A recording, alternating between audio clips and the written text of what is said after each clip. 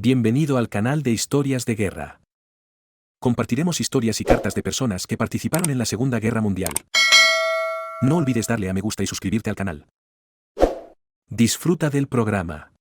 Yo era la oveja negra en este círculo, tal vez, no podía culpar a nadie por no ser tomado en serio. De hecho, era bastante comprensible. Mi candidatura fue rechazada 2 veces después de la convocatoria, actualmente no apto para el servicio activo debido a un peso insuficiente. 2 veces tragué saliva y enjugué en secreto lágrimas amargas.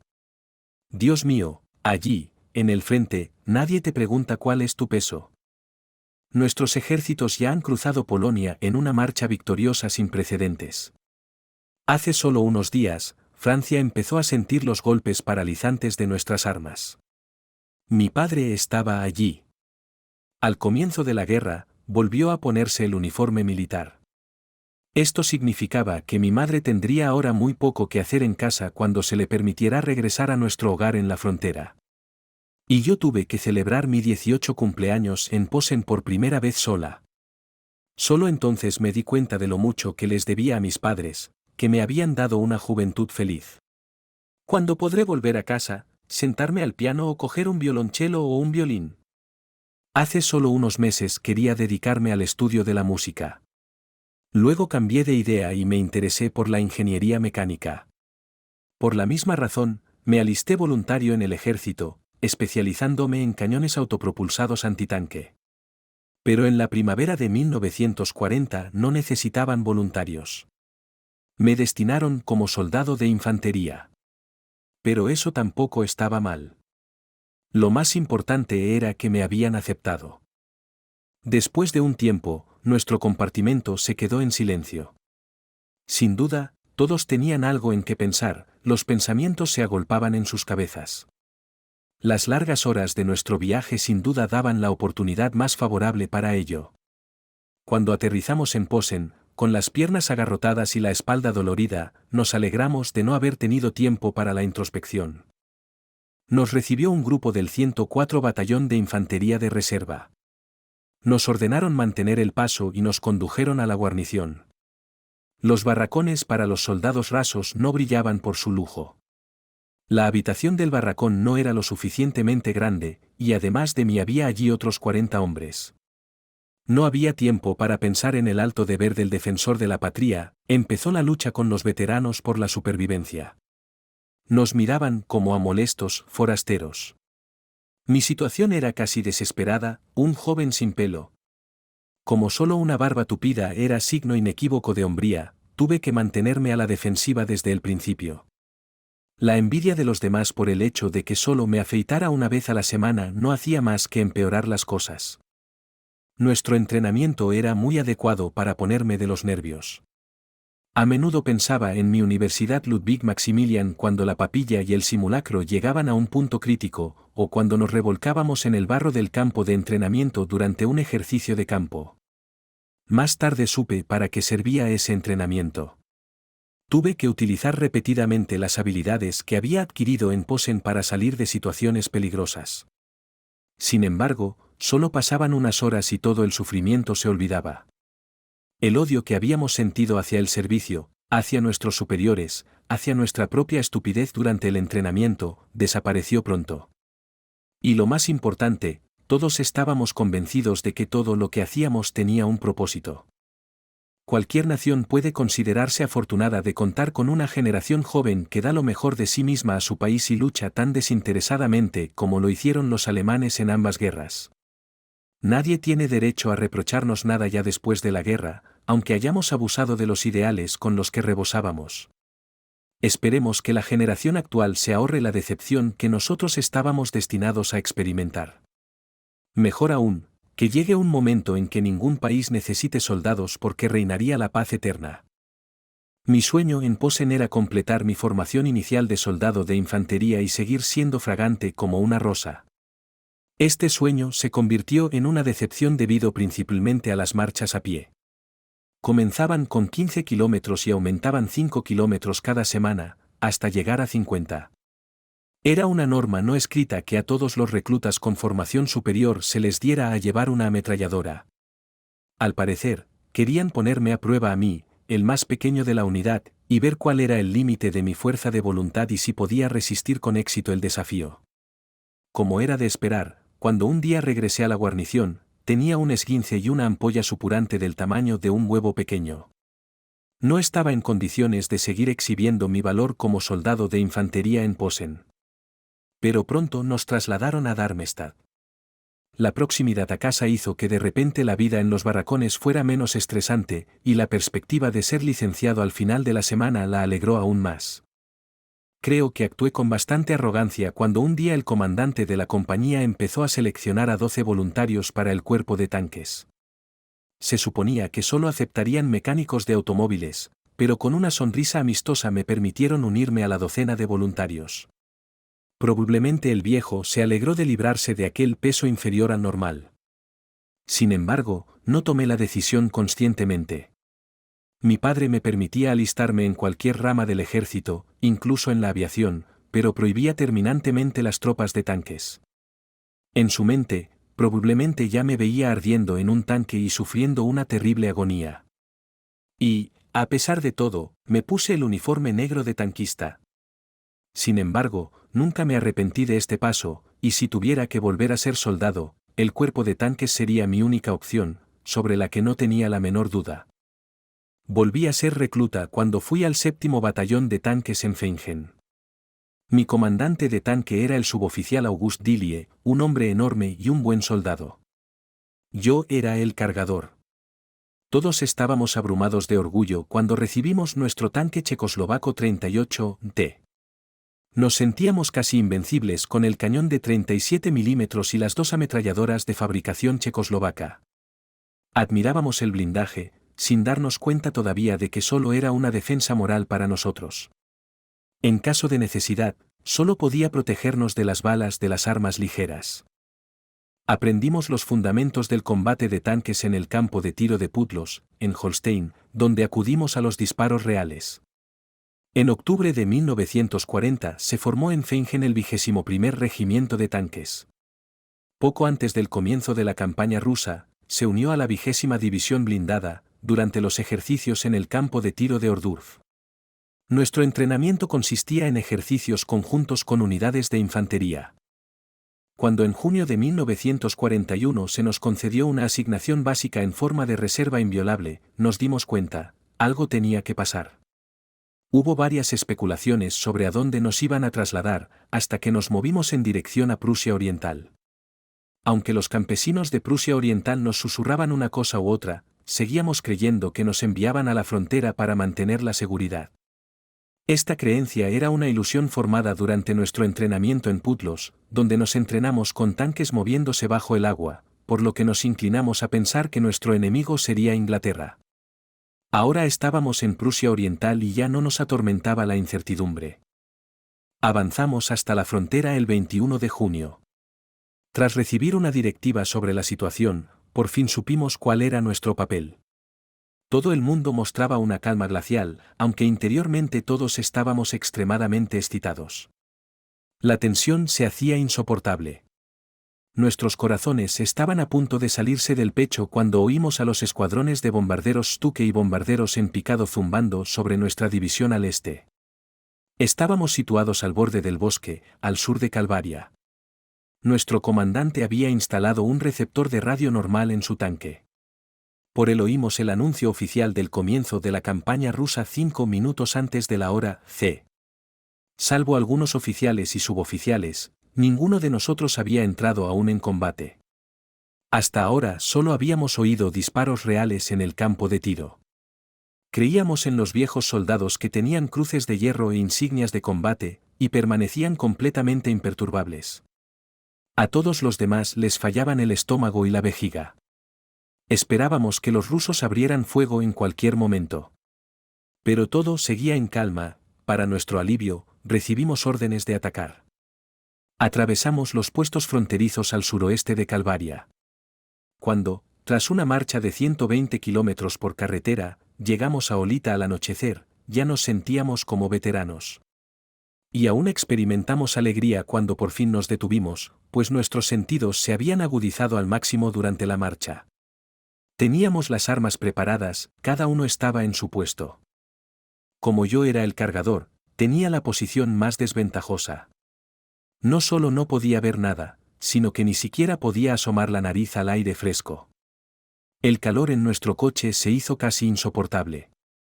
Cada granero al que nos acercábamos nos producía cierta emoción, pero todos estaban vacíos. Con inusitada curiosidad esperé a oír lo que diría el comandante de nuestro tanque sobre lo que había visto. Nos entusiasmó su informe sobre el primer ruso muerto que vio, con emoción esperábamos el primer contacto de combate con los rusos.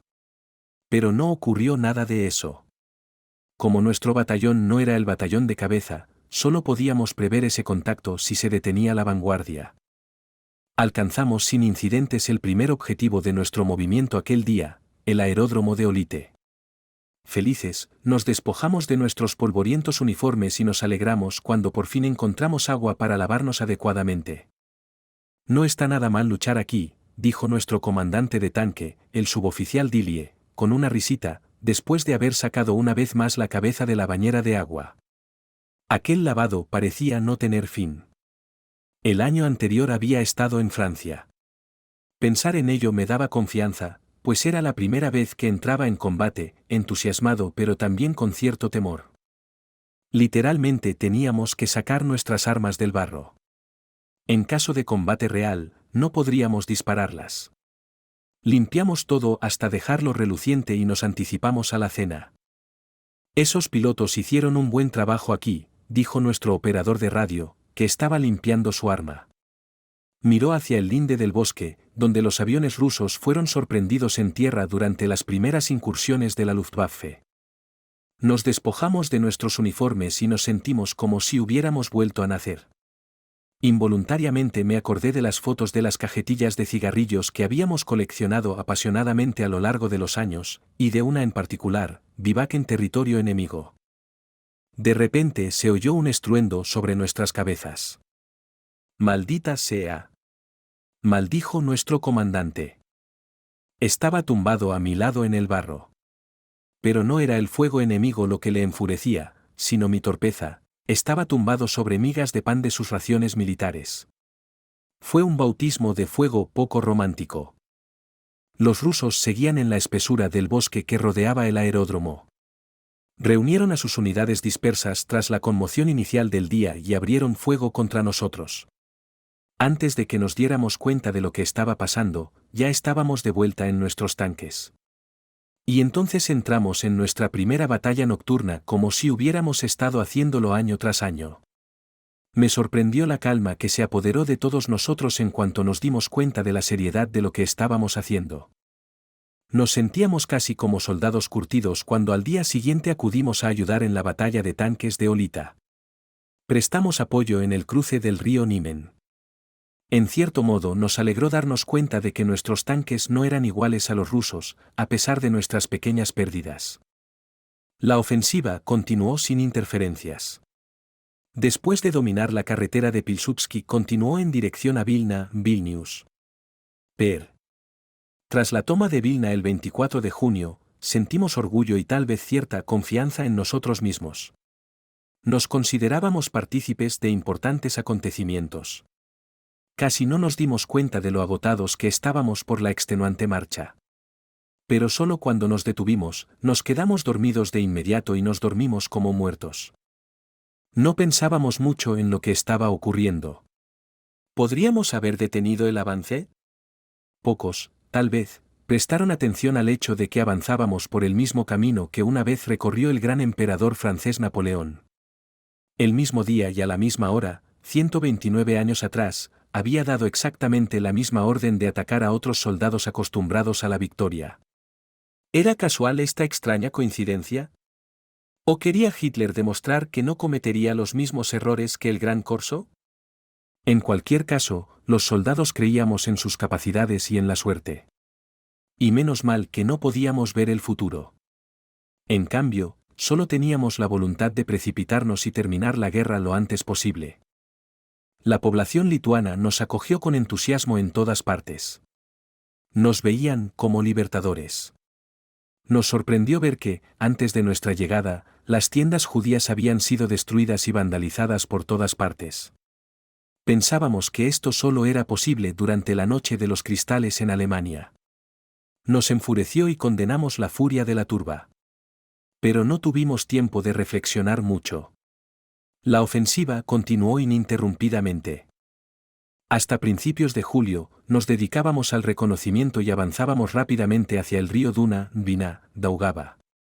Teníamos una orden: avanzar, avanzar y solo avanzar, día y noche, día y noche. Los conductores debían hacer lo imposible. Pronto yo ya estaba sentado en el asiento del conductor para dar un par de horas de descanso a nuestro agotado camarada. Si al menos no hubiera este polvo insoportable. Nos tapamos la nariz y la boca con paños para poder respirar las nubes de polvo que se cernían sobre la carretera. Hacía tiempo que habíamos quitado los visores de nuestra armadura para poder ver al menos algo. El polvo, fino como la harina, penetraba por todas partes. La ropa empapada de sudor se nos pegaba al cuerpo y una gruesa capa de polvo nos cubría de pies a cabeza. Si hubiéramos tenido agua para beber, la situación habría sido más o menos soportable, pero estaba prohibido beber porque los pozos podían estar envenenados. Saltábamos de los coches en las paradas y buscábamos charcos. Tras despegar la capa verde de la superficie del charco, nos mojábamos los labios con agua. Así aguantábamos un poco más. Nuestra ofensiva iba en dirección a Minsk. Empezamos a luchar al norte de la ciudad. Allí se produjo el primer gran cerco, se forzó el Berecina y la ofensiva continuó hacia Vitebsk. El ritmo de movimiento no disminuía. Ahora ya había problemas para mantener el suministro ininterrumpido. Las unidades de infantería no podían seguir el ritmo, por mucho que lo intentaran. Nadie se preocupaba de las zonas a ambos lados de la autopista. Y allí se escondían guerrillas de las que nos enteraríamos más tarde. Nuestras cocinas de campaña también se quedaron atrás. El pan del ejército se convirtió en un raro manjar. Y aunque había abundancia de carne de ave, el monótono menú pronto se hizo pesado. Empezamos a babear ante la idea de pan y patatas. Pero los soldados que avanzan y escuchan la fanfarria de los mensajes de victoria por la radio no se toman nada demasiado en serio. El 8 de julio nos alcanzaron. Fue la primera vez que tuve que salir de un coche atropellado. Ocurrió cerca del pueblo de Ulla, completamente quemado.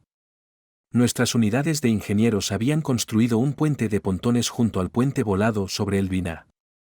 Allí cortamos posiciones a lo largo del Dvina. Inutilizaron nuestro vehículo justo al borde del bosque al otro lado del río. Sucedió en un abrir y cerrar de ojos. Un golpe en nuestro tanque, un rasguño metálico, un grito desgarrador de un camarada, y eso fue todo. Un gran trozo de blindaje encajado junto al asiento del operador de radio. No necesitábamos órdenes de nadie para salir. Solo cuando salté, agarrándome la cara con la mano, en una cuneta junto a la carretera, descubrí que a mí también me habían dado. Nuestro operador de radio había perdido el brazo izquierdo. Maldijimos el frágil e inflexible acero checo que no era obstáculo para el cañón antitanque ruso de 45 milímetros. Los restos de nuestras propias placas de blindaje y pernos de montaje hicieron más daño que la metralla y el propio proyectil. Mis dientes destrozados pronto acabaron en el cubo de basura de la enfermería. Las astillas que se me clavaron en la cara permanecieron allí hasta que los primeros rayos del sol del día siguiente salieron solas, como estaba previsto. Volvía al frente haciendo autostop. Los pueblos en llamas me señalaban el camino. Me reuní con mi compañía justo antes de Vitebsk. La ciudad en llamas coloreaba el cielo nocturno de rojo sangre. Después de tomar Vitebsk al día siguiente, tuvimos la sensación de que la guerra no había hecho más que empezar. La ofensiva, la defensa, la supresión de la resistencia y la persecución se sucedían. Los acontecimientos de las 3 semanas fueron anotados en mi diario con unas pocas líneas. Del 11 al 16 de julio. Ofensiva a través de Demidov, Dukovchina en dirección a Yartsev, autopista Smolensk, Moscú, con el fin de cercar a las fuerzas enemigas en la zona de Vitebsk, Smolensk. Combate por el cruce del Dnieper en Gachina. Del 17 al 7 al 24 diagonal 7. Combate defensivo por Yartsevo y en el río Vyp. Batalla defensiva en la línea Vyp, Botria. Batalla para destruir las fuerzas enemigas cercadas en el Saco de Smolensk. Del 25 al 26 de julio. Persecución a lo largo del curso superior del río Dwina. Del 27 al 7 al 4/8. Batalla defensiva en Yelny y Smolensk. Batalla defensiva en el río Vyp antes del punto Belev. Detrás de esta enumeración de hechos escuetos se esconden penurias que solo pueden comprender los que estuvieron allí. Los que no estuvieron allí, su enumeración solo sugiere exageración. Por eso, supongo, puedo permitirme no hacer más comentarios, sobre todo porque todas las impresiones solo puedo transmitirlas desde el punto de vista del cargador. Y el cargador se encuentra en una posición que no le permite hacerse una idea general de las operaciones en curso. Cada uno de nosotros se había probado a sí mismo y había saboreado las dificultades al máximo. Estábamos convencidos de que el éxito solo era posible cuando cada uno daba lo mejor de sí mismo. A pesar de ello, a veces maldecíamos a nuestros comandantes, algunos de los cuales descuidaban sus obligaciones y daban muestras de irresponsabilidad. Después de un sofocante día de batalla, con nuestras gargantas resecas esperando en vano el agua, maldijimos hasta la saciedad cuando nos enteramos de que nuestro comandante de batallón había ordenado bañarse utilizando agua preparada para nuestro café. Este comportamiento atroz del comandante estaba más allá de nuestra comprensión. Pero la idea de que nuestro comandante se lavara nos dio tanto pie para bromas groseras de soldados que pronto el incidente se consideró solo una curiosidad. El primer T-34. Otro acontecimiento nos golpeó como una tonelada de ladrillos, por primera vez había tanques rusos, T-34. El asombro fue total. ¿Cómo era posible que allá arriba, no supieran de la existencia de este excelente tanque? El T-34, con su buen blindaje, su forma perfecta y su magnífico cañón de 76,2 milímetros de cañón largo, provocó el asombro de todo el mundo, y fue temido por todos los tanques alemanes hasta el final de la guerra. ¿Qué íbamos a hacer con estos monstruos lanzados contra nosotros en multitudes? En aquella época, el cañón de 37 milímetros seguía siendo nuestra arma antitanque más potente.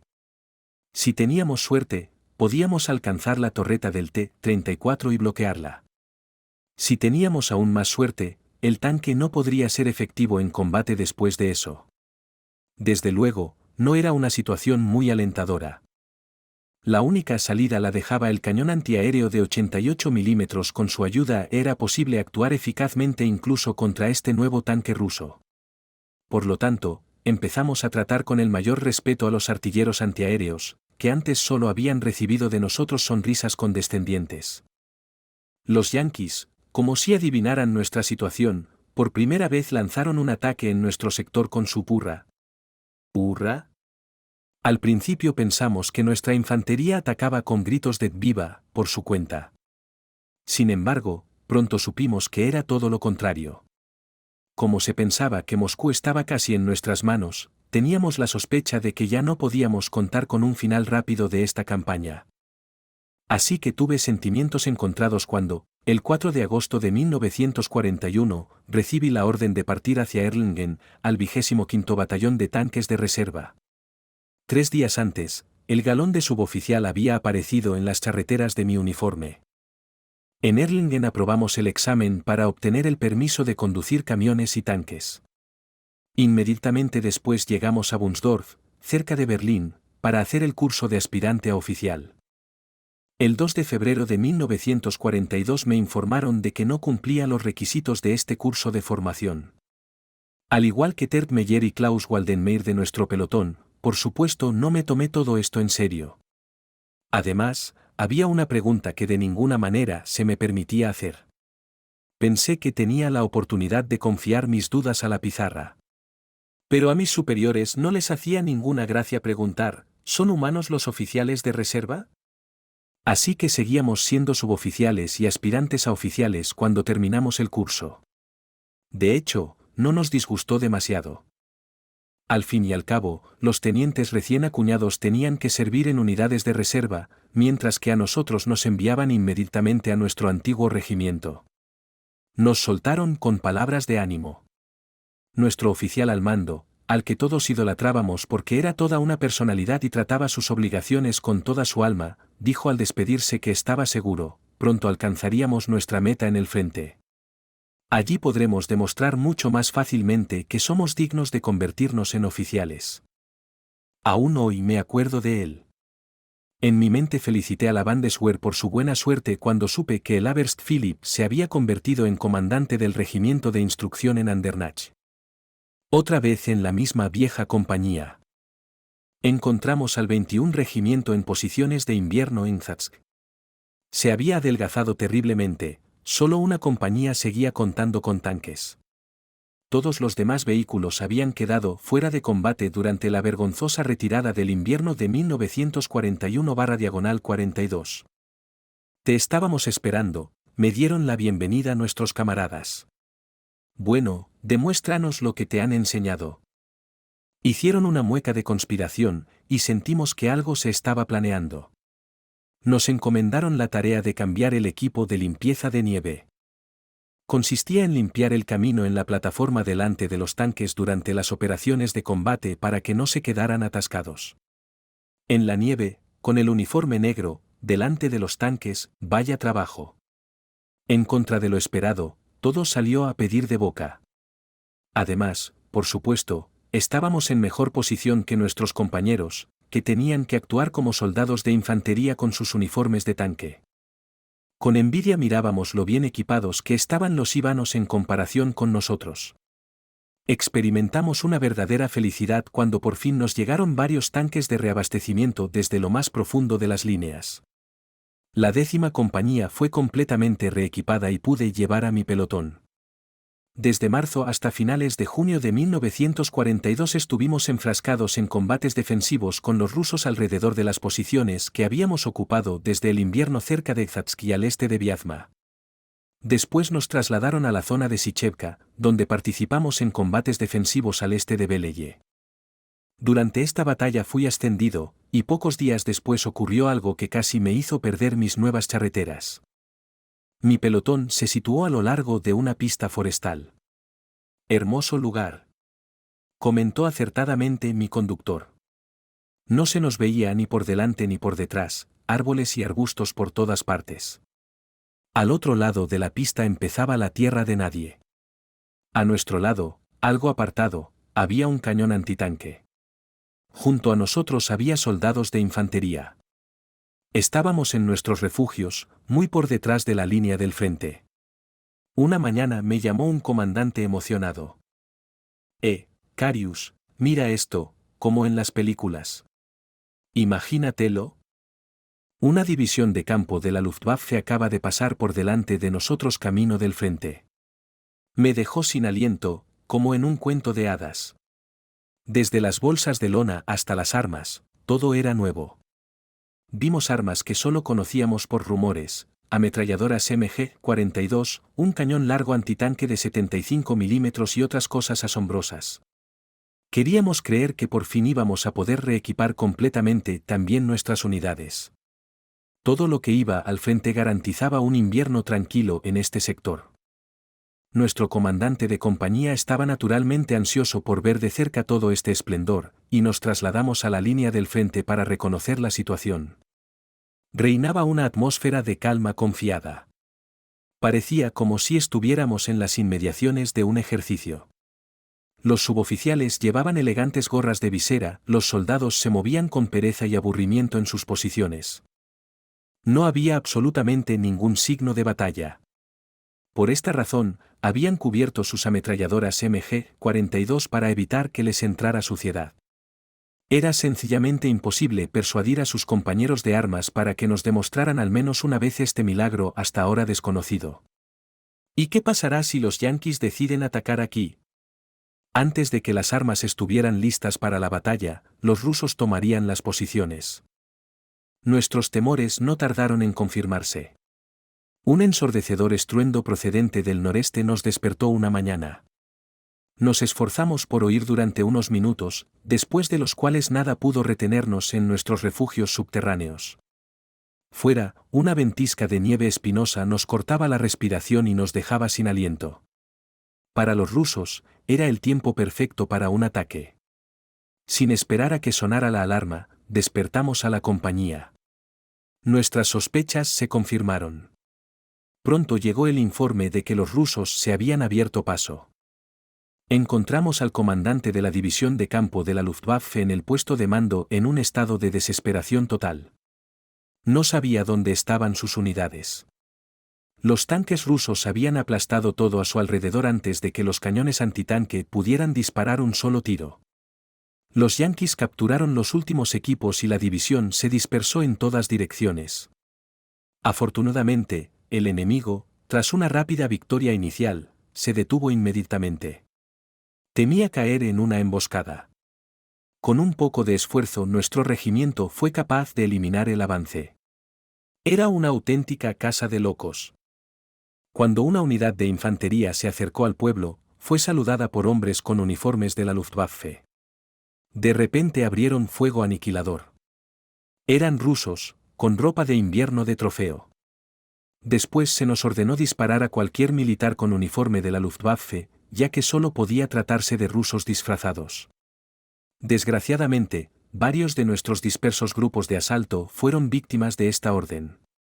En cuanto, durante los días y semanas siguientes, oímos a lo lejos disparos de ametralladoras M42, podríamos haber jurado por nuestras vidas que eran los rusos los que disparaban. Nunca llegamos a probar ninguna de ellas en acción, y nuestros soldados de infantería normalmente tenían que conformarse con las armas trofeo de los rusos. Todos estábamos furiosos al pensar en el fracaso de quienes habían confiado las mejores armas a tropas completamente inexpertas y mal entrenadas y las habían lanzado directamente al frente. ¿Con qué cuidado manejamos a los hombres y el equipo en las semanas siguientes en las batallas ofensivas y defensivas al sur de la línea Beleb-Kozelsk-Sukinichi? Viví un momento especialmente desagradable en una de las operaciones como teniente recién ascendido y comandante del pelotón de desminado. Nos asignaron la tarea de desminar el terreno antes de que lo atravesaran los tanques. Me sorprendió que solo me hicieran una herida superficial en el brazo. Después empecé a apreciar el trabajo de nuestros zapadores. Me alegré cuando me trasladaron de nuevo a la antigua primera compañía. Volví a ver a August Dillie, mi antiguo comandante de tanques. Para entonces se había convertido en Feldfebel, y naturalmente cabalgábamos juntos en el mismo pelotón. En la operación en la que participamos, nuestro batallón sufrió las mayores pérdidas desde el comienzo de la campaña. Los rusos hicieron un gran uso de cañones antitanque, que penetraron fácilmente en el blindaje de nuestros tanques. Nuestras pérdidas fueron muy cuantiosas. Muchos de nuestros camaradas resultaron heridos de muerte en sus tanques, y los heridos graves tuvieron que ser evacuados. Estábamos completamente indefensos en la batalla nocturna. Los rusos nos dejaron acercarnos demasiado. Cuando los vimos, ya era demasiado tarde para defendernos, ya que era imposible utilizar las miras de los tanques por la noche. Nos invadió un sentimiento de indefensión. Afortunadamente, los primeros tanques TY, con un cañón largo de 75 milímetros y los tanques T3, con un blindaje más grueso y un cañón largo de 50 milímetros empezaron a llegar en pequeñas cantidades desde detrás de las líneas. Era un rayo de esperanza para la posibilidad de ganar nuevas fuerzas que había aparecido tan a menudo durante la guerra en Rusia. Después de la pérdida real de la esperanza y de toda fe en nuestras propias máquinas nos animamos de nuevo, y este entusiasmo fue suficiente para el último ataque infructuoso contra Plavski-Beled. Mientras tanto, había llegado enero de 1943. Debía tomarme un permiso en la retaguardia hasta la próxima supresión de las vacaciones. La noche antes de mi partida, August Dillie sacó su tanque de su escondite. Estaba excavado en el suelo para escapar así del frío abrasador. Dillie trotó por el plano liso con sus botas de piel y se deslizó hasta la parte delantera de la oruga izquierda de la máquina. Le alcanzó y el conductor no se dio cuenta. El resto de la tripulación gritó y el tanque se detuvo de inmediato, pero la oruga ya había golpeado la parte superior del muslo de Delar. Murió en el acto sin hacer ruido. Perdí a uno de mis mejores amigos. Entonces ya estaba verdaderamente listo para las vacaciones y estaba deseando volver a casa de mis padres. Pero las cosas pintaban que no tendría que disfrutar de mi estancia allí.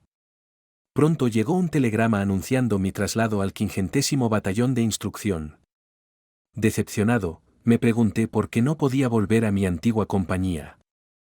Había llegado a Putlos esperando tener que hacer otro curso de formación de artillería. Me habría encantado volver a mi antigua compañía del frente. Eso era lo que pensaba hasta que, al llegar al cuartel general, me enteré de que oficiales con experiencia en el frente y algunas compañías del frente oriental iban a ser entrenados aquí en un nuevo tipo de tanque, el Tigre. La noticia corrió como la pólvora, pero nadie sabía aún nada concreto al respecto. Tuvimos ocasión de ver algunos prototipos de este tanque en fase de finalización, pero no nos gustaron demasiado. El Hauptmann Luttichau iba a dirigir el entrenamiento. Yo le conocía de Rusia y no consideré muy amable por su parte que decidiera hacerme responsable de la reunión de oficiales. Probablemente no había otros oficiales subalternos disponibles. Sin embargo, no podía hacer nada. En aquel momento nada hacía pensar que el puesto me traería suerte. Fuimos a Paderborn, donde se encontraba el 50º Batallón de Entrenamiento, al que más tarde se le dio la responsabilidad de todas las unidades con Tigres. Me reuní con el capitán Schauber, jefe de la reunión de oficiales. Había venido de Rusia con su compañía para el reentrenamiento. Von Luttichau me ordenó estrictamente que cumpliera todos los deseos de Schauber en cuanto al suministro de bebidas alcohólicas. Eran íntimos amigos. A Schauber le gustaba tomarse una copa o dos de vez en cuando. Se presentaba casi a diario en mi establecimiento, ya que yo tenía que controlar el escaso suministro. Allí llegamos a conocernos mejor y a respetarnos mutuamente. Tenía la sensación de que le caía bien no solo por su especial afición al vermut francés. También pasábamos a menudo tiempo en compañía de chicos de su empresa. Me sentí especialmente feliz cuando una vez me preguntó: «Carius, ¿te gustaría unirte a mi compañía?» «Sí, estoy listo enseguida, Herr Hauptmann». No podía creer mi suerte. Al principio, solo se formaron 2 compañías. Como mucho, solo se necesitaban 6 hombres de todo el grupo de oficiales. ¿Y yo era uno de ellos? Por recomendación mía, Schauber tomó como segundo al Oberleutnant von Schiller. Lo conocía del 21 Regimiento. Fui relevado de mi puesto en la asamblea de oficiales poco después de mi traslado a la nueva compañía. Schiller había estado bebiendo mucho. También hay que tener en cuenta que había estado suministrando licor a toda la compañía durante todo ese tiempo. Cuando pidieron varias botellas para una recepción en honor de algún pez gordo, tuve que informar, respetuosamente, de que no quedaba ni una gota. Pues bien, mi sucesor no tuvo que llevarse ninguna provisión. El traslado no fue oneroso. Podía dedicarme por entero a los asuntos de la empresa. Cuando Schauber me presentó a la compañía, no pude evitar acordarme de los comentarios de mis compañeros de viaje cuando me llamaron a filas. Nunca olvidaré las miradas del oficial de campo de la compañía Rieger y del oficial superior de campo del Zeit. Más tarde me confesaron su primera impresión de mí. Podría resumirse en la siguiente frase: «Menudo enano, ¿de dónde ha sacado nuestro viejo a este pedorro?». Naturalmente, era difícil para un forastero ganarse la confianza de una compañía de combate. Pero todo fue sobre ruedas.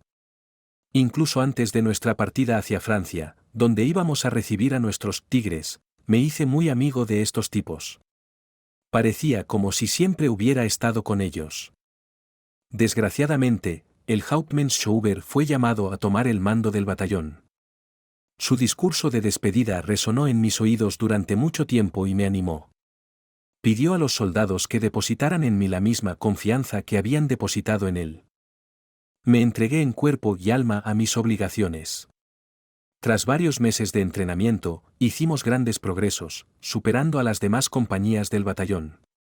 Durante el entrenamiento, tuvimos menos fallos técnicos que los demás. No me atrevía a esperar eso cuando Schauber entregó la compañía al Hauptmann Radke.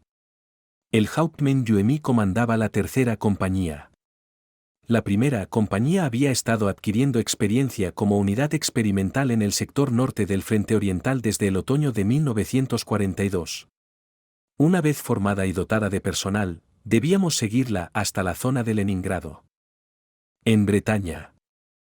Primero, sin embargo, viajamos hacia el oeste, a Ploermel, en Bretaña. La compañía fue asignada a un castillo abandonado. El comandante de la compañía y su adjunto recibieron alojamiento separado en el pueblo. Yo opté por alojarme con la compañía. Teníamos que conocernos si queríamos entrar juntos en combate. Ninguna de mis acciones pasó desapercibida. Asumí con entusiasmo y como algo natural todos los inconvenientes con los que tenía que lidiar en la pequeña y mohosa habitación de nuestro castillo. La diversión empezó en cuanto nos mudamos. Tuvimos que limpiar los viejos establos antes de poder pensar siquiera en vivir allí. No había suelos ni tablones de madera. Al principio quería conseguir al menos un poco de paja para mis hombres. Pero la granja vecina se negó a darme nada sin una orden escrita de la administración local. Así que fui al ayuntamiento, pero ya estaba cerrado. Rápidamente rellené un documento para el granjero, para que pudiera presentar una denuncia basándose en él. Con la misma rapidez recibí una reprimenda del comandante del batallón. Si no nos hubiéramos marchado al frente oriental poco después, probablemente me habrían llevado ante las autoridades, por un caso de robo o algo parecido. Después de la guerra tenía que pensar a menudo en esto cuando veía con qué facilidad las tropas de ocupación francesas se proveían de todo lo que necesitaban a nuestra costa. Durante este periodo tuve que cargar con el crimen de guerra de la masacre sumaria en mi conciencia. Yo era el siguiente en la fila durante los disparos con munición real en las afueras del municipio cuando un gallo de una granja vecina cruzó corriendo el campo de tiro. Era probable que se hubiera dado la orden de mantener a los animales de granja en corrales durante el campo de tiro. Acababa de apuntar cuando el gallo se interpuso entre el blanco y yo. El comandante gritó algo, pero era demasiado tarde. El gallo dio unas cuantas volteretas y luego se convirtió en algo apenas comestible. El comandante de la compañía me estaba reprendiendo severamente cuando llegó corriendo la angustiada dueña del gallo, que tenía que despedirse de su mascota. Ni siquiera el dinero pudo calmarla, porque el gallo asesinado era claramente el mejor gallo de la zona. Una parte integral de nuestra estancia en Francia, por supuesto, fue el vino tinto. A los austriacos de la compañía les gustaba especialmente. No había noche en que no tuviera que saltar de la cama y acostar a los austriacos que habían estado bebiendo.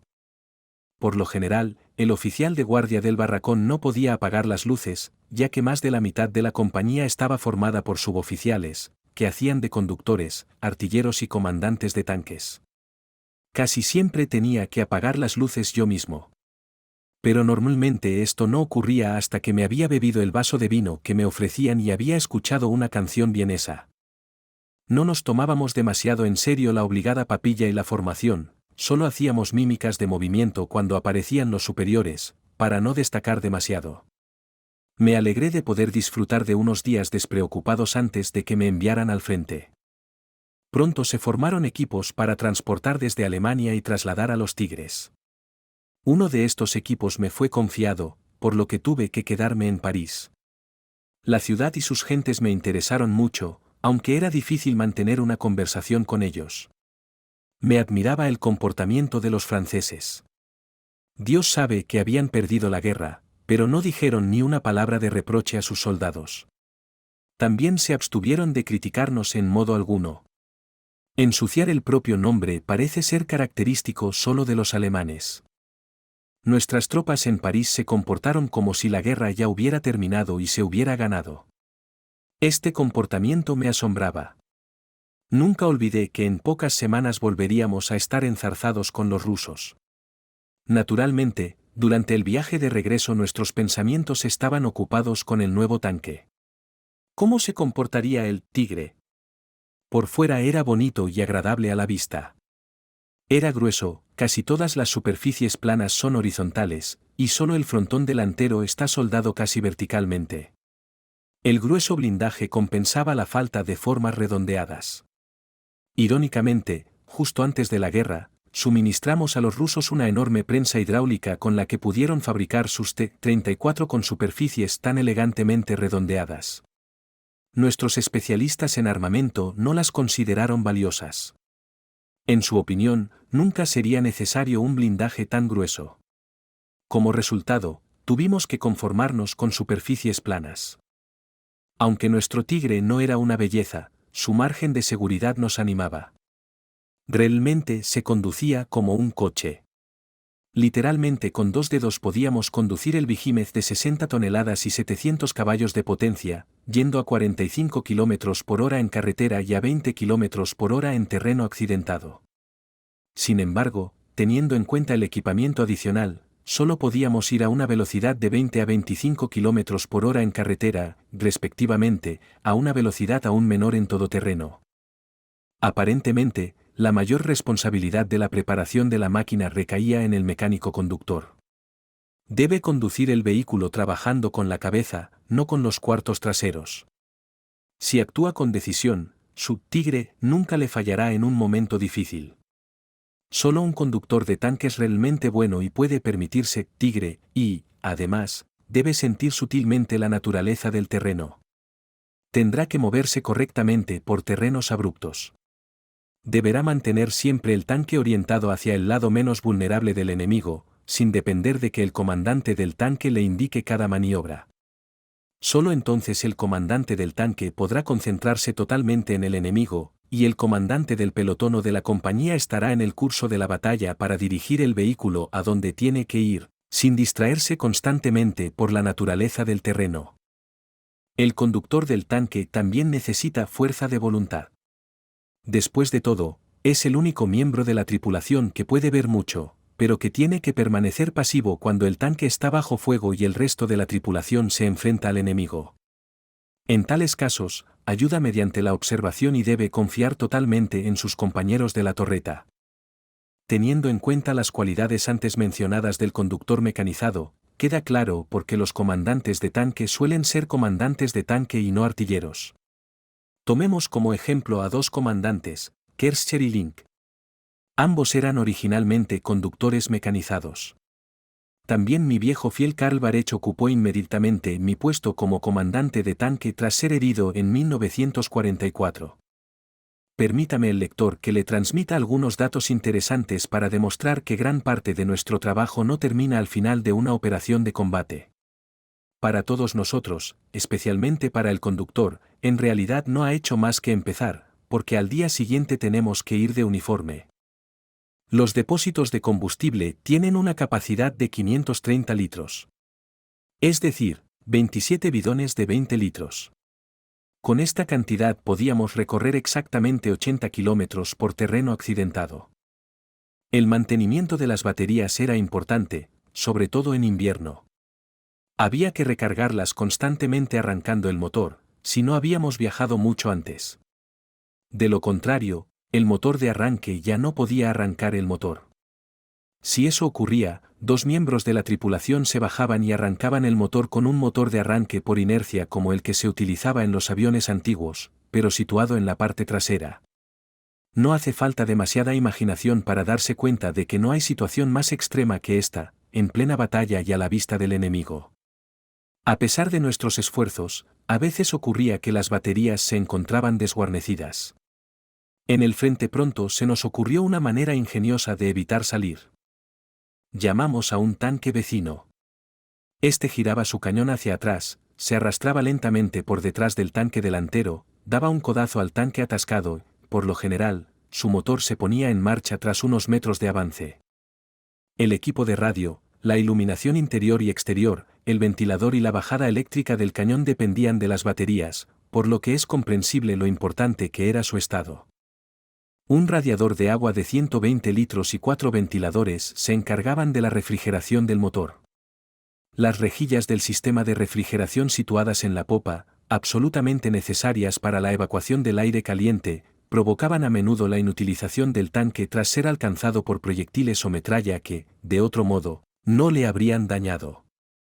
Dañaban los radiadores situados en la parte inferior. El motor necesitaba 28 litros de aceite, la caja de cambios 30 litros, el engranaje reductor 12 litros, el sistema de la torreta 5 litros y los motores de los ventiladores 7 litros. Un par de grandes filtros de aire capturan el polvo. Si se tiene en cuenta que una marcha de solo 7 kilómetros fuerza la entrada de 170.000 litros de aire en la máquina, mientras que el polvo se levanta de la superficie de casi 4 acres de tierra, y esa es la cantidad de polvo que inhala la persona sentada a popa, en el lugar más polvoriento, está claro que es necesario limpiar los filtros de aire antes de cada marcha. Con un filtro limpiado regularmente, se pueden recorrer 5.000 kilómetros sin cambiar el motor. Con los filtros sucios no se podían recorrer ni 500 kilómetros. 4 carburadores proporcionaban el suministro de combustible al motor y todo el proceso era gestionado por el mecánico conductor. Lo caprichoso de los carburadores era la mayor desventaja de los motores de gasolina alemanes, que perdían ante los motores diésel sin pretensiones de los rusos. Sin embargo, la capacidad de recuperarse más rápidamente era una ventaja del motor de tanque alemán. La caja de cambios semiautomática tenía 8 marchas adelante y 4 atrás. Estas permitían desplazar la fuerza de tracción de una oruga a la otra al girar. Al girar en marcha, una vía se desplazaba hacia adelante y la otra hacia atrás. La caja estaba equipada con un servomotor hidráulico automático. Para cambiar de marcha no era necesario pisar el pedal de la fricción principal. El mecánico conductor del Tigre se sentaba ante las palancas de mando y podía controlar la máquina de 63 toneladas con la misma facilidad que un automóvil. En otros tanques era necesario hacer un gran esfuerzo para dirigirlo. La suspensión superpuesta tenía 8 ejes a cada lado. En cada eje había 3 equilibradores, que giraban dentro de la oruga y la sostenían al mismo tiempo. Los tipos más ligeros de tanques alemanes tenían tanto balanceadores como rodillos de apoyo. Pensar cuántos de estos rodillos hay que desmontar de un Tigre en caso de que solo haya que sustituir un rodillo interior. El motor de 22 litros funcionaba mejor a 2600 RPM. A 3000 RPM se sobrecalentaba rápidamente. Antes de cargar el depósito en la plataforma, hubo que sustituir la pista todoterreno por una más estrecha. De lo contrario, sobresalía por los laterales de la plataforma y suponía un peligro para el tráfico que circulaba en sentido contrario. Para el transporte por ferrocarril se diseñaron plataformas especiales de 6 ejes. Podían transportar 80 toneladas e iban con cada batallón a la zona de combate. Había que colocar al menos otros 4 vagones de mercancías entre las 2 plataformas con los Tigers para no poner una carga peligrosa en los puentes del ferrocarril. La torreta giraba mediante una transmisión hidráulica. Los pies del artillero descansaban sobre un pedal inclinado. Si presionaba con la punta del pie hacia adelante, la torreta giraba hacia la derecha, si presionaba con el talón hacia atrás, giraba hacia la izquierda. Cuanto más se presionaba en un sentido u otro, más rápido era el movimiento. Con el movimiento más lento, el cañón de la torreta tardaba 60 minutos en girar 360 grados. Con el más rápido, 60 segundos. Esto garantizaba una precisión de puntería extrema. Un artillero experimentado no necesitaba ajustar el cañón manualmente. Si el cañón tenía un gatillo eléctrico, una ligera presión con el dedo era suficiente para disparar el arma. Esto evitaba la inevitable sacudida al disparar. Nuestros adversarios más peligrosos en Rusia eran los tanques T-34 y T-34-85, equipados con cañones largos de 76,2 y 85 milímetros. Estos tanques suponían un peligro para nosotros ya a una distancia de 600 metros del frente, 1500 metros de los costados y 1800 metros de la retaguardia. Si alcanzábamos un tanque de este tipo, podíamos destruirlo desde 900 metros con nuestro cañón de 88 milímetros. El tanque Joseph Stalin, que conocimos en 1944, era como mínimo igual al Tigre. Ganó significativamente en términos de forma, así como el T-34. No voy a entrar en detalles sobre KV-1, KV-85 y otros tipos de tanques enemigos, no tan a menudo encontrados, así como cañones autopropulsados de mayor calibre. La compañía de tanques totalmente equipada con Tigres contaba con 14 vehículos de combate. Su potencia de combate superaba así la de todo un batallón antiaéreo, 3 baterías de 4 cañones cada una. El coste de producción de un Tigre ascendía a 1 millón de marcos del Reich. Por esta razón, solo se formaron unos pocos batallones de tanques pesados. Convertirse en comandante de una compañía de este tipo significaba asumir una gran responsabilidad. Después de familiarizarnos más o menos con nuestros tigres, nos enviaron al este. La pequeña ciudad de Ploermel celebraba la fiesta del Corpus Christi. Los funcionarios del pueblo habían sido avisados de la hora a la que debíamos ser cargados en los vagones para que las celebraciones de los fieles hubieran terminado para cuando nosotros y nuestros tanques partiéramos hacia la estación de ferrocarril. Pero, ¿qué le importaba a esta gente que el frente alemán cercano a Leningrado pidiera refuerzos y que las tropas de allí nos esperaran impacientes? Refunfuñando sin cesar, tuvimos que esperar casi 3 horas antes de poder empezar a cargar. Nuestros Tigers estaban cuidadosamente protegidos de miradas indiscretas, estaban cubiertos con lonas para que no se viera ni un solo tornillo. A pesar de ello, teníamos la sensación de que el enemigo ya sabía tanto como nosotros acerca de los nuevos tanques. El tren, como pronto comprobamos, era efectivamente un tren rápido. Solo hicimos una breve parada para cambiar la locomotora. Desde Metz envié un telegrama a casa, aunque dudaba que alguno de mis parientes consiguiera llegar de Zweibrücken a Hamburg, en el Sarre, en tan poco tiempo. Pero la madre de un soldado de verdad lo puede todo. En cuanto se acercó nuestro tren, ella ya estaba esperando en el andén. Además, tuve doble suerte, porque justo se estaba realizando un cambio de locomotora. Así que tuve la oportunidad de presentar a mi madre a los chicos con los que iba al frente. Afortunadamente, no teníamos ni idea de lo que nos iba a pasar mientras viajábamos por Alemania hasta Leningrado. Teníamos coches nuevos, y nos dirigíamos hacia los nuevos acontecimientos con más calma de la que habíamos tenido en cualquier operación anterior. De vez en cuando mirábamos a los monstruos escondidos bajo la lona con un sentimiento parecido al amor. ¿Al menos podíamos lograr algo con su ayuda? El Tigre era el peso pesado entre nuestros vehículos de combate. El tanque más ligero de la serie era el T-1, el Deportivo de Krupp, como lo apodaban en las tropas. Su tripulación estaba formada por 2 hombres, su peso apenas alcanzaba las 6 toneladas y su armamento consistía en 2 ametralladoras. En el momento de la campaña rusa ya lo habíamos dejado en casa. 3 hombres formaban la tripulación del T-2. Era algo más pesado que el TI, y también tenía un cañón de tiro rápido de 20 milímetros. Por aquel entonces solo se utilizaba con fines de reconocimiento en pelotones de tanques ligeros. La tripulación del T-3 estaba formada por 5 hombres. Pesaba exactamente 20 toneladas y estaba armado con un cañón de ánima corta de 50 milímetros, más tarde de ánima larga, y 2 ametralladoras.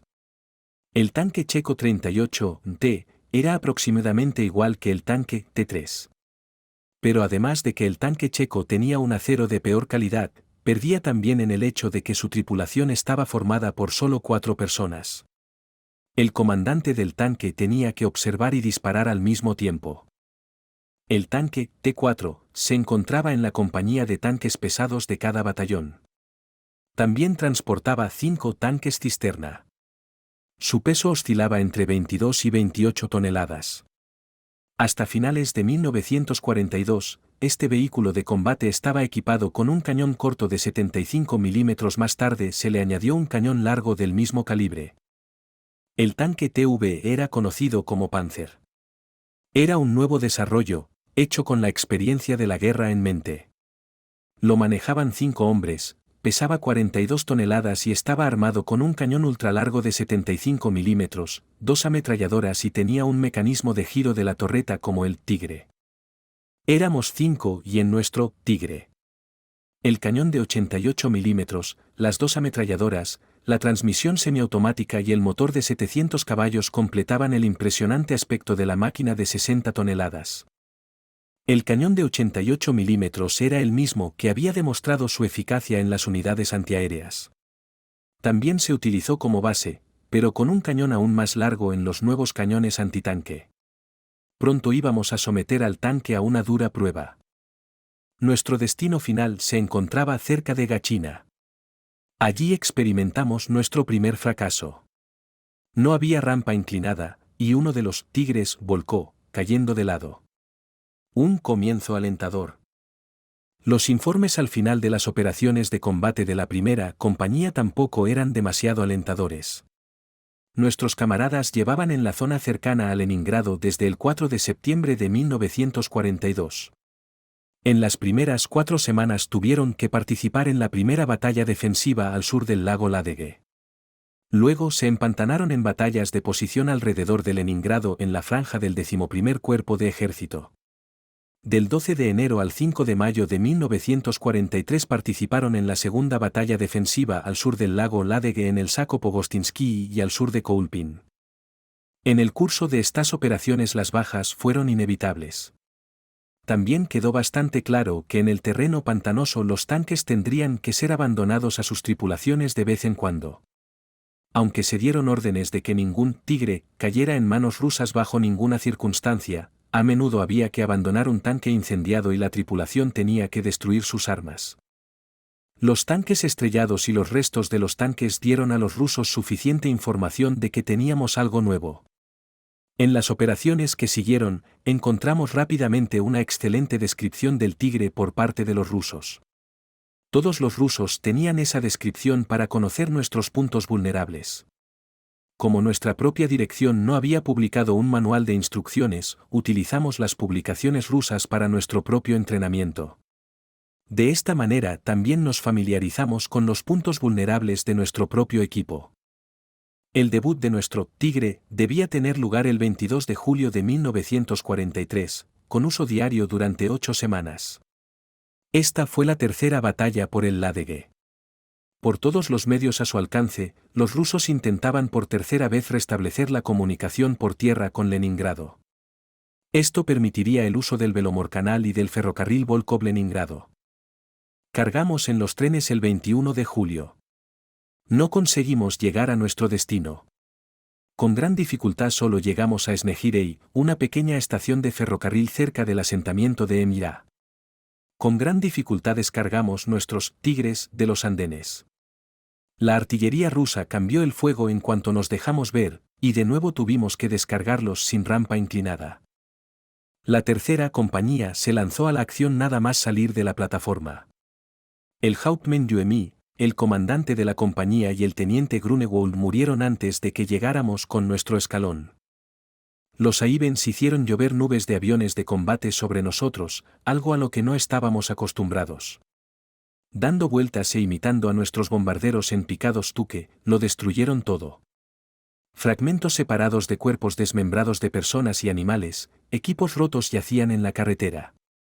Era una imagen como solo había visto en 1945 a lo largo de las carreteras del oeste por las que pasaban las tropas en retirada. Por regla general, podíamos circular por la carretera de noche.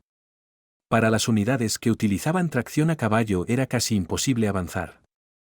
A nosotros también nos metieron pronto en este infierno. Jugueteamos con los rusos hasta finales de septiembre. Ninguno de los dos bandos podía presumir de éxito, todos se limitaban a constatar pérdidas. Sinyavino, la altura X, la carretera a Mazurino y el pueblo con nombre en clave búnker. Para todos los supervivientes estos nombres reviven el recuerdo de las brutales batallas. Las batallas tenían lugar aquí y allá de un día para otro. Las posiciones importantes a menudo cambiaban de manos varias veces. Una vez estábamos luchando con una compañía contra el pueblo de Búnker. Yo avanzaba desde el sureste. Se esperaba que tan pronto como me acercara a la aldea recibiría el apoyo de un ataque desde los bosques al suroeste de donde me encontraba. Al llegar al lugar, sin embargo, esperaba en vano un segundo grupo de tigres. Nunca supe la verdadera razón por la que los camaradas de la otra compañía nos habían dejado en una situación difícil. Tuvimos que salir de ella nosotros mismos, enfrentándonos a las posiciones antitanque. Alcanzamos a ver algunos tanques, pero pronto no supimos dónde estaba el frente y dónde la retaguardia. Tuvimos mucha suerte de salir de allí antes de que nos diera tiempo a causar confusión en las filas rusas. Me alegré mucho de que todos mis tigres estuvieran juntos de nuevo. ¿Quién hubiera tenido tiempo en semejante confusión de seguir las órdenes y asegurarse de que no quedaba ningún tigre dañado? Alguien había suministrado, cuidadosamente, a cada comandante de tanque tigre una carga de alto poder explosivo. Estaba sujeta verticalmente a un soporte en el brazo derecho del comandante del tanque, junto al asiento en la torreta. Con ella se podía destruir el cañón sin ningún esfuerzo. Además de las granadas de mano colocadas alrededor del comandante del tanque, esta era otra innovación. De buena gana habría prescindido de ellas. En caso de que el tanque recibiera un golpe mortal, su comandante tenía la completa garantía de que no caería en manos de los rusos. Y si lo hacía, quedaría en tal estado que sería irreconocible. Acabé utilizando el mencionado soporte para sostener una botella de aguardiente. Era mejor sedante para mi tripulación de 5 personas que cualquier carga explosiva. A veces creíamos que el alcohol era lo único que nos ayudaría a superar la sangrienta carnicería.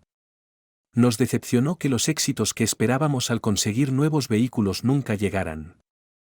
Para colmo, nuestro batallón cambiaba de mando casi tan a menudo como cambiaban de manos las alturas de Sinjabin. Murieron muchos camaradas, el jefe de pelotón de nuestra tercera sección, el entonces suboficial Van Stiel, y también el suboficial Kinsel. Era uno de mis alegres austriacos del castillo de Ploermel, un vienés leal en el buen sentido de la palabra. La inutilidad de muchas de las medidas tomadas muy cerca del frente también nos disgustaba. Por ejemplo, a alguien se le ocurrió la idea de reforzar las carreteras en la zona pantanosa alrededor de Tosno. Se suponía que había que hacer plataformas de madera y cubrirlas con asfalto. Las carreteras ya habían sido trazadas hasta Gachina, y luego se acercaban al frente. Los rusos, por supuesto, estaban ansiosos por aprovechar esto y las buenas carreteras para la ofensiva de enero de 1944. Tuvimos que conformarnos con cubiertas de troncos durante casi 3 años. Las cubiertas de troncos eran una historia aparte. Cualquiera que haya tenido que conducir por ellas puede decirles algo. A pesar de las muchas ramificaciones, los atascos en ellas eran inevitables. Conducir fuera de las carreteras era imposible, incluso lejos de las líneas del frente. Los bosques pantanosos de bajo crecimiento comenzaban inmediatamente a izquierda y derecha.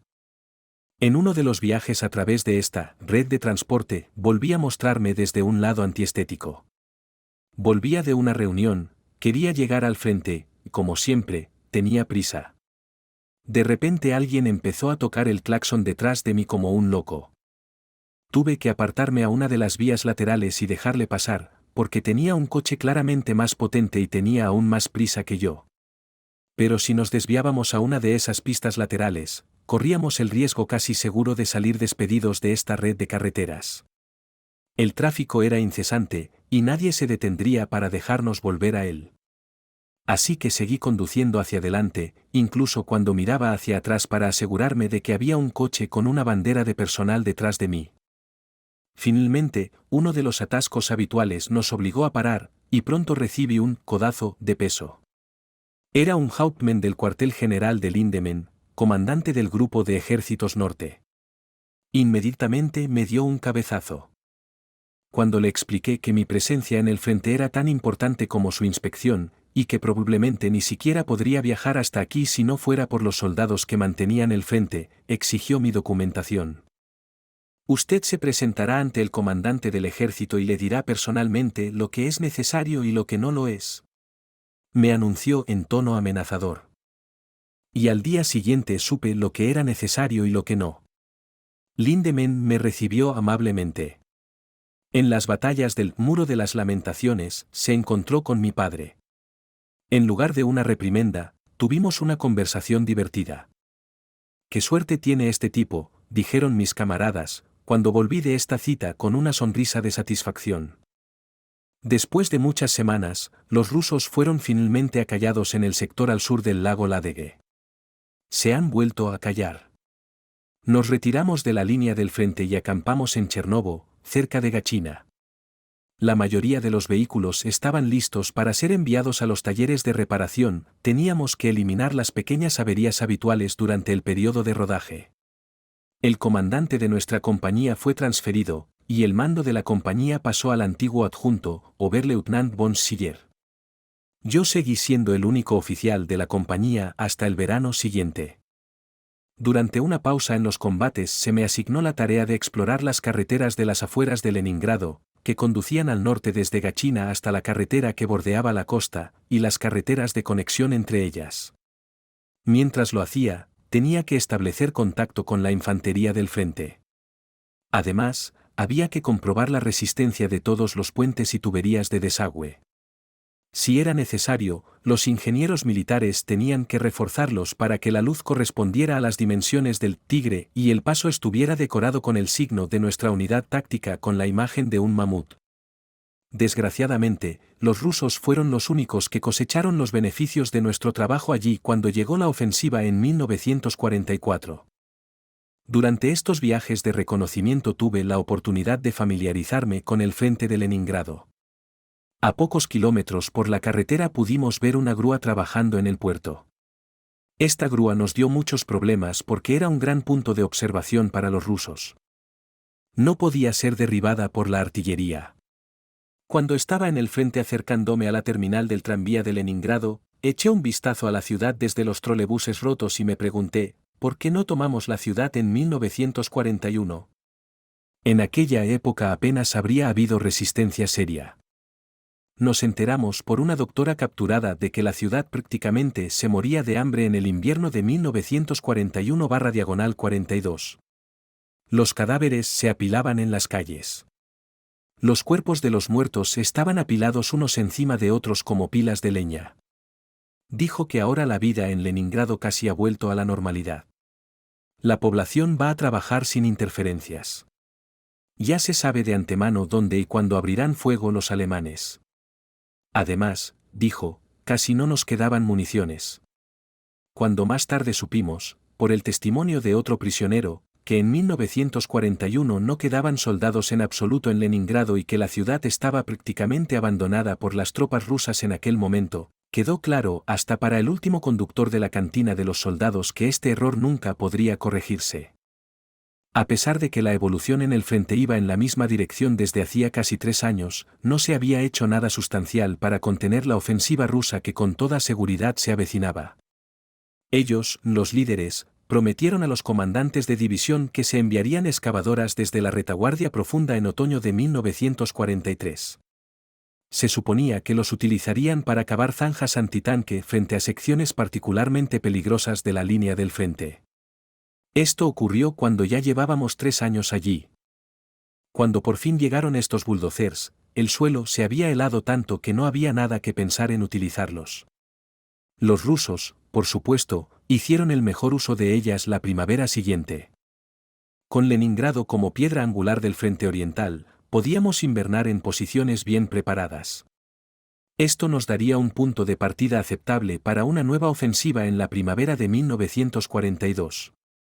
Se favoreció el ataque a Moscú sobre la captura de Leningrado. El ataque se atragantó en el barro, cuando la capital de Rusia, abierta ante nosotros, estaba al alcance de la mano. Lo que entonces sucedió en el infame invierno de 1941/42 no puede ser transmitido en informes orales o escritos. El soldado alemán tuvo que resistir en condiciones inhumanas contra divisiones rusas acostumbradas al invierno y extremadamente bien armadas. Nuestros regimientos o, mejor dicho, lo que quedaba de ellos llevaban meses manteniendo sus posiciones, y aquello se había convertido en un infierno para ellos. Con los miembros congelados, medio muertos de hambre y moralmente deprimidos, nosotros incomprensiblemente pudimos pasar todo el invierno en esas posiciones. Pregunten a los que estuvieron en el frente oriental durante ese primer invierno u otro invierno o 2, porque no sentían ninguna simpatía por los que habían sido severamente castigados o internados en campos por sedición o sabotaje u otros delitos menores durante la guerra. Estas son las mismas personas que más tarde fueron honradas como héroes y mártires.